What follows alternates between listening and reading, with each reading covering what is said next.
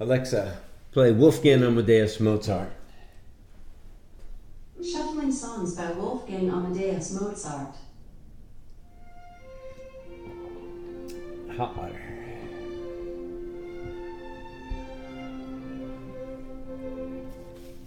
So key, of course, is cutting out all the bad stuff. And that's not easy to do. Get all my tools out.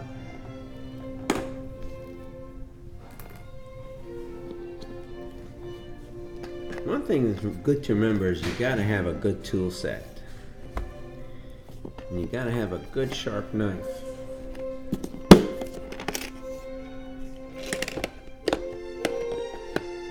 Sharp knife.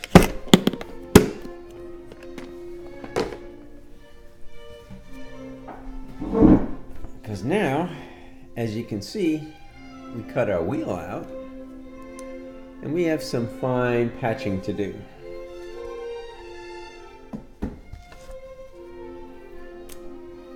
And this is a Hannibal Lecter special. He'll cut anything. And we want our template.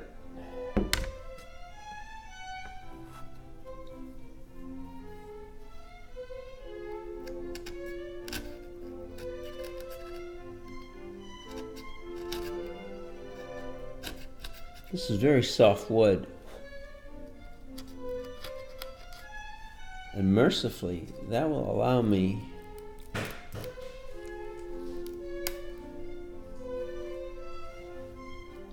to cut out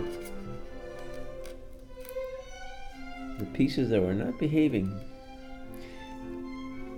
Now, had I had proper drill bits, this would not have been an issue. But my drill bits are old, not sharp. I haven't done woodwork in a long time, which is why I had all these problems. It's getting rusty.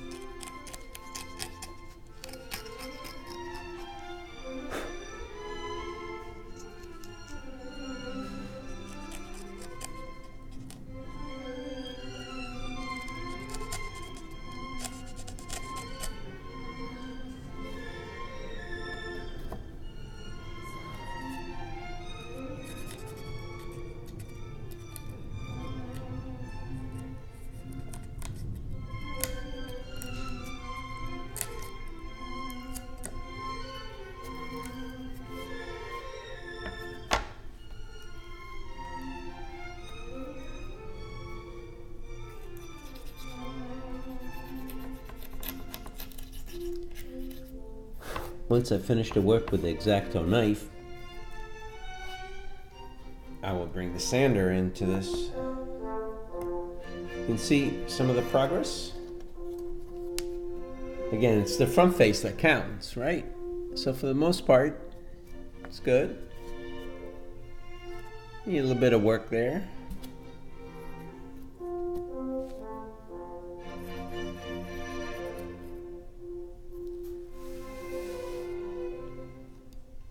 I'm sure somewhere in the ether there's a Swiss clock maker or a Japanese clock maker that's just rolling their eyes in their head, and I know I could be more precise. But this is as good as I can get it with the tools that I have.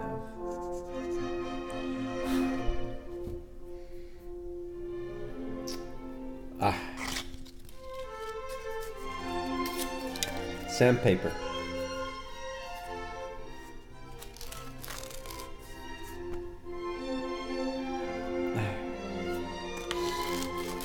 Fighting a cold, I apologize.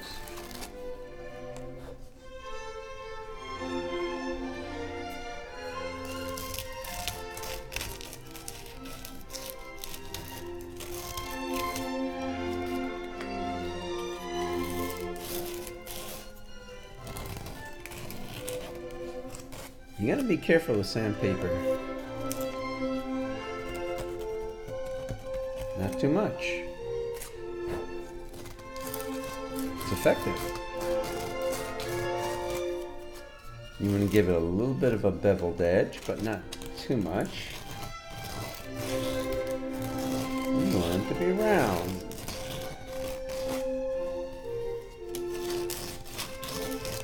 You don't want stuff to hang around it. Voila! Not perfect. More oval than a circle. But hey, the first clocks weren't perfect either.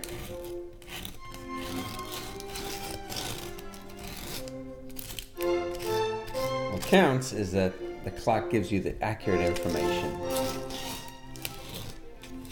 This is the first clock I've ever built. So if I build another one, I go to my friend Dominic's wood shop and use all the perfect drills and all the perfect bits, and it'll be clockwork. But this is a work of love. I want these boys to know how to tell time, and in a way that they'll remember it. It'll be fun for them.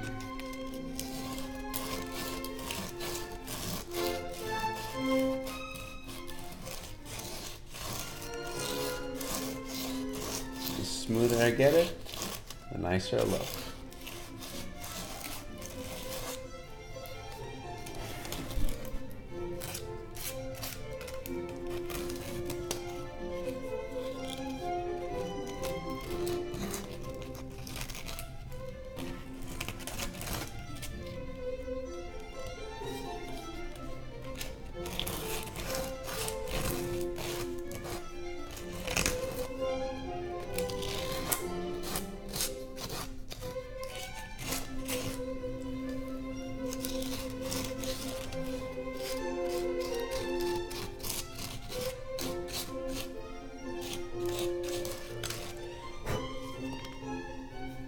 There. Not bad. Not perfect. Not perfectly circular, but okie dokie. Now for the date. Bit more problematic.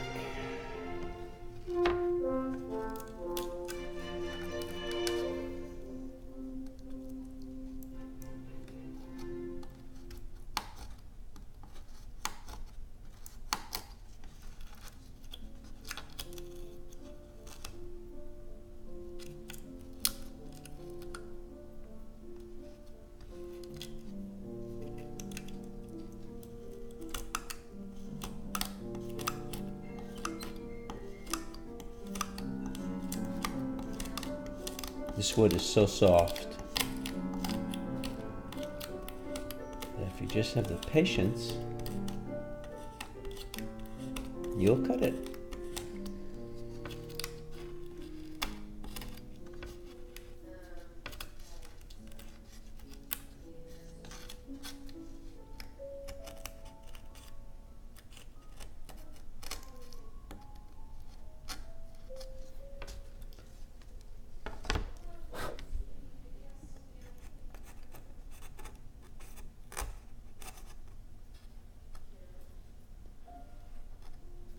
That's one of the things that I wished I could have done, just a little better circles.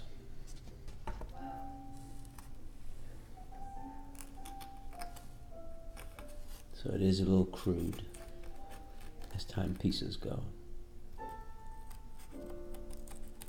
But hopefully it'll do the trick.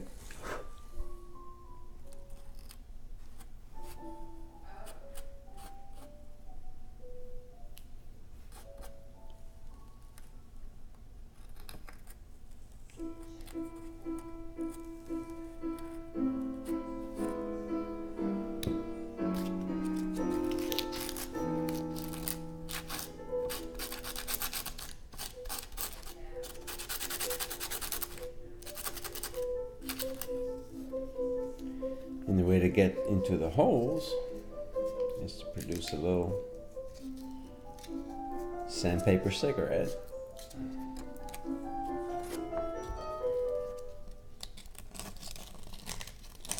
I know there are tools there with perfect sanding equipment that make the perfect circle. Don't have those. Do the best with what I have. Which is a good lesson to learn.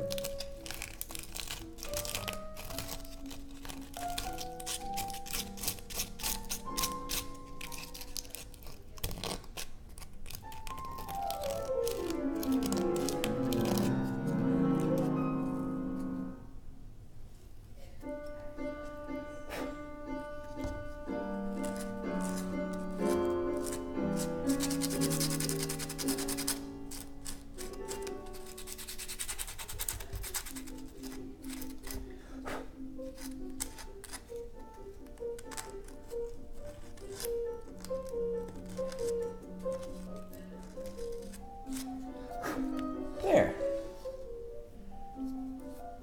Not perfect for the date, but good enough. Rough on the back. I should sand that too.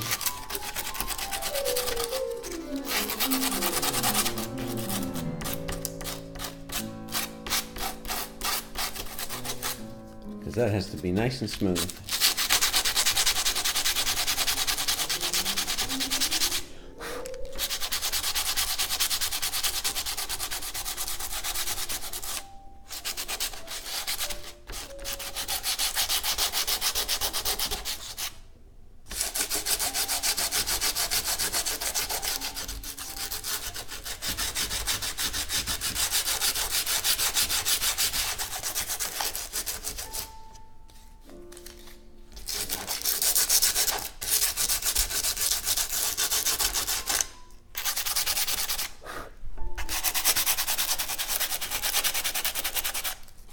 I got these little guys. This is the birthday holes.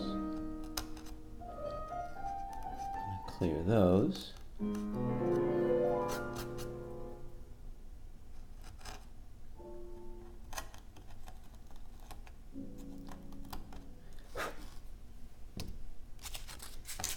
I remember the first time I did a wood project.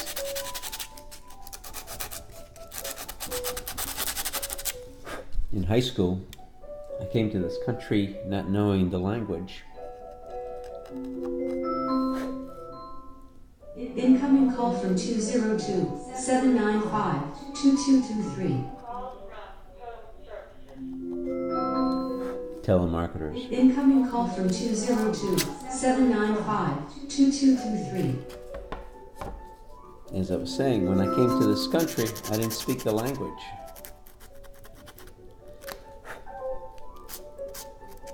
So they plopped me in public schools.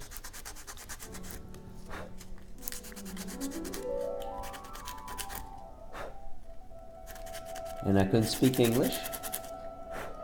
Couldn't read any books, materials. So teachers who didn't know my history didn't care. I went to a ghetto school.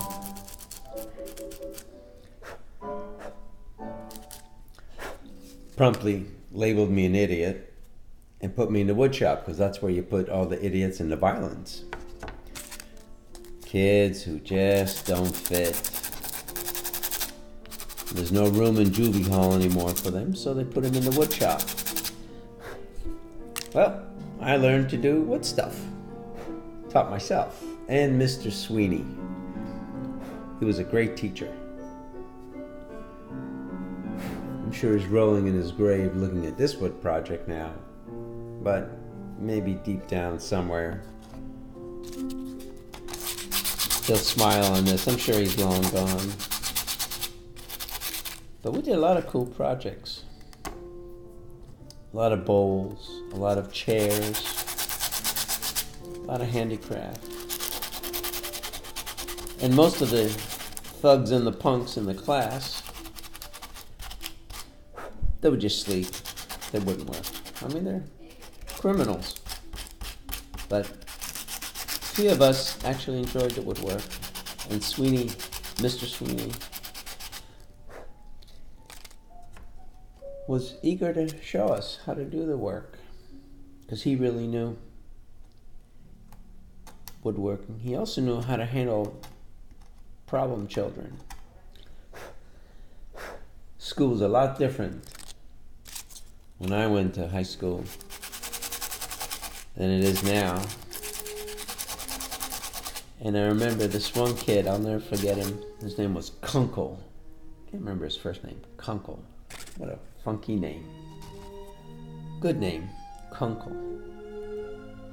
He had the worst attitude. And he came into the wood shop thinking that he was just really hot stuff. Didn't want to do any work, but he didn't want others to do the work too. He just wanted to be a problem child. And on the first hour of the first day he was in class, Mr. Sweeney came to him. And Mr. Sweeney was about 5'4", about 145 pounds.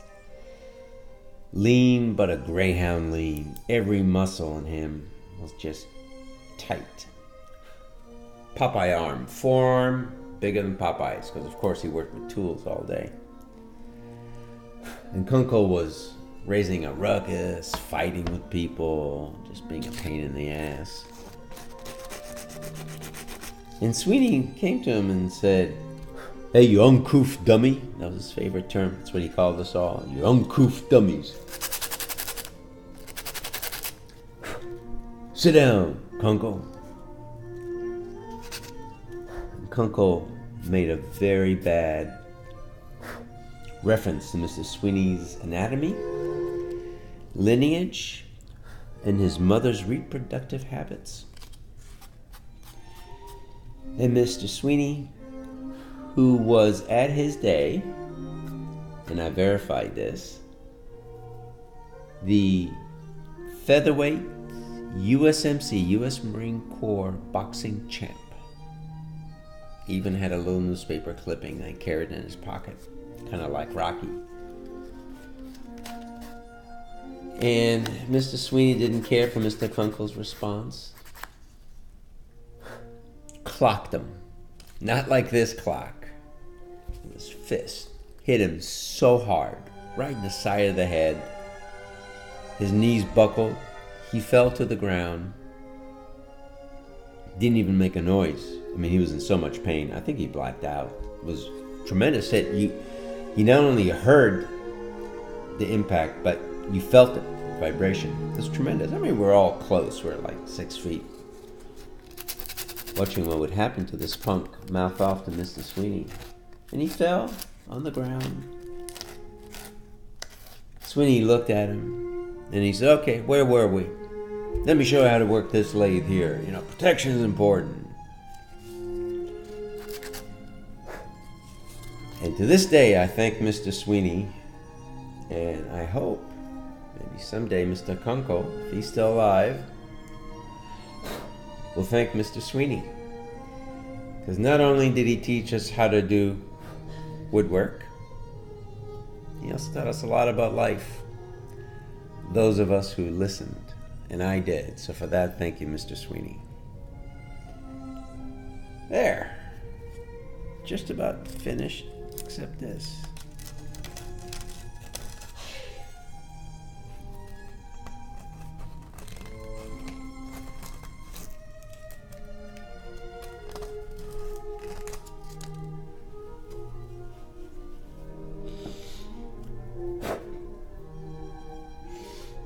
Voila. I'm happy with it.